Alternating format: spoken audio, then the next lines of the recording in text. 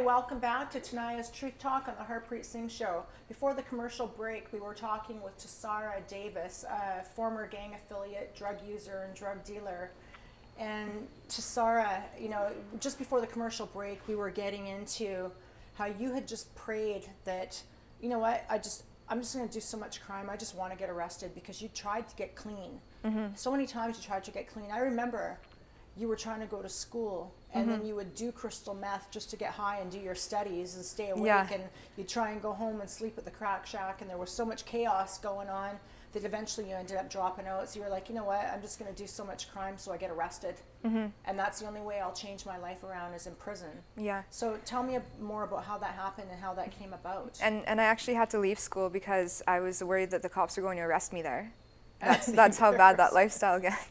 And so, as I was saying, like, it just gets so painful to live that way, and like leads nowhere. Like, it was more than painful. Like, it's stressful. Like, it's not fun. Just that constant fight for money, that constant want for it, and it constantly just going out the other.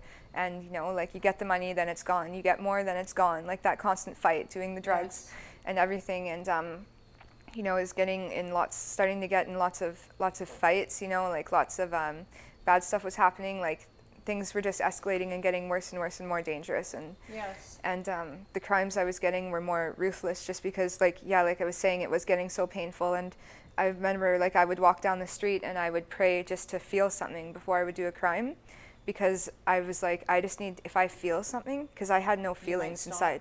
I'm like, I'm gonna feel bad, I'm gonna stop. So I'd pray. So you were just completely numbed out? Yeah, I was completely numbed out, and like my purse always had drugs and like stuff, crime in it. Right. And so I always had it. Like, there was no way it was going to stop on my own. I knew I couldn't get myself off, and I knew I couldn't stop it myself, and I didn't trust anybody else to. So I started praying, and after I had no feeling, I was like, well, that's not working. So I started praying just to get arrested and to go to jail. And I'd think about it, and I'd be like, I know in there, like, I'm going to change. Like, I know in there something good's going to happen. But like, ultimately inside, I was done. And it was just playing out until it would finish. And when I did get arrested, like, I was done. And in jail, actually, I had my first experience with God. It was after I was in there for a couple months, and I was walking around this praying circle, and when I got to the middle and I put my hands on the stone, I remember the sun came out for a minute, and I saw it, and I think that was the first time that I knew God was talking to me. Okay. And I felt this warmth inside, and that's when it all started for me. Yes. Like, I specifically remember that time. Right. And from there on, like, I had no concept of God, religion, anything. I just had that moment of prayer. I knew about that. Like, my first time reading the Bible was in a holding cell before court, being incarcerated. And I remember reading it and it not making any sense, but it planted a seed inside me, because when I got out, I got released into a recovery house for women called Slithacoom, and it's Christian-centered. Yes, so we started going to church. I recommend them. I refer women to them, and it's the best place I could have ever gone. Yes. And so when I got there, like, because I had read the Bible there, I was asking questions about it. I'm like, well, this didn't make sense, that didn't make sense. And then, like, started going to church from there, and like building this relationship with God.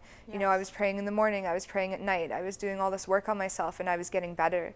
And you asked the Lord to come in your life. Yeah, I did. And I started sharing my story at schools to help children, and that really opened up those doors for me, and helped those walls come down. Being that you have a criminal record can be quite challenging to find employment. Definitely. But when you're walking and you're marching to God's beat, He Yeah. opened that door for you, and you found employment now. Because how would you be able to reach out to these young kids that could go down the path you went down, or possibly have gone down that path? Because how are they going to relate to somebody that hasn't?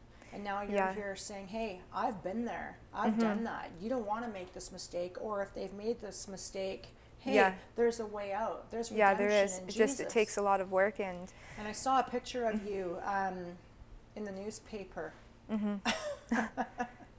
You were coming out of the baptismal tank and praising the Lord on your way out. Yeah, definitely. God has done a lot in my life. Yes. From the way I felt before to how I feel today, it's extremely different.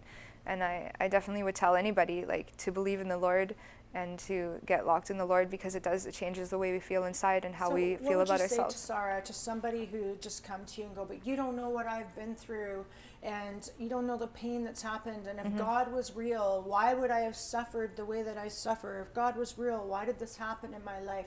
What would you say to them to give them hope and encourage them? We just have to give our lives to God, despite our own thinking, and just start praying, right? And even if we haven't walked down the exact same path, the feelings are all the same.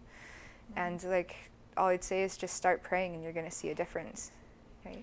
You start praying, but also start obeying. I said pray and obey. Yeah. Because we can pray and pray and pray, but if we're not we also have to walking the change walk, our ways. we have to change our ways. And I guess in my case, as I'm sure it is in your case, it basically came down to brokenness and full surrender. Yeah, fully And then, surrender. Jesus was right there alongside of you every step in your walk, and he was weeping alongside of you, but it was when you turned your life to him that he was there with open arms saying to Tsara, where have you been? I've been here. Yeah. And so now you come to church. You've done some Save the Women stuff with my ministry with Save the Women. I've had you talking to people, and I actually really care about people today. It's yes. a big change. When we believe in God, we end up caring about people and wanting to help, and it's true. going I out of our remember comfort because zone. Before it was you want, what can I take? What can I get? Yeah. And now I remember something that you said to me a couple months back. You said, I just want to serve. I just want to give back. I just, I want to, definitely. I want to help. And that is basically, God has changed your heart. And I think the biggest way we can help people is just by being there for them. And God is definitely always there for me. How would you have wanted somebody to be to you when you were going through that and you were living the way that you're living?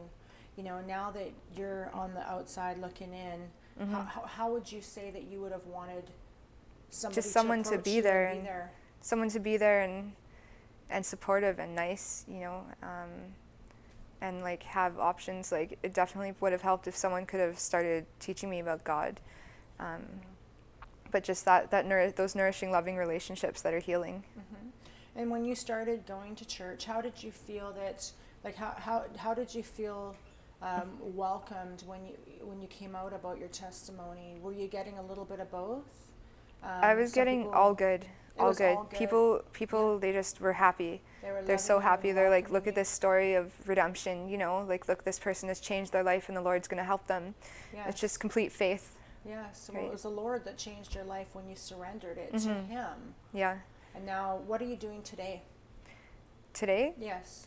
I still work for the Lord, I'm still doing the youth ministry. Okay. I still go to church. It's just about that time with God that I spend with him, and keeping myself surrounded by people that are also God-centered. Yes. And I still go and I try to help people that are in that lifestyle as well, if it's just being there, let's go for dinner, whatever true, it can be. And I've just been overjoyed mentoring you and loving on you and seeing the growth in Jesus. And to Tsara, I thank you so much for coming on the show. Thank you so much.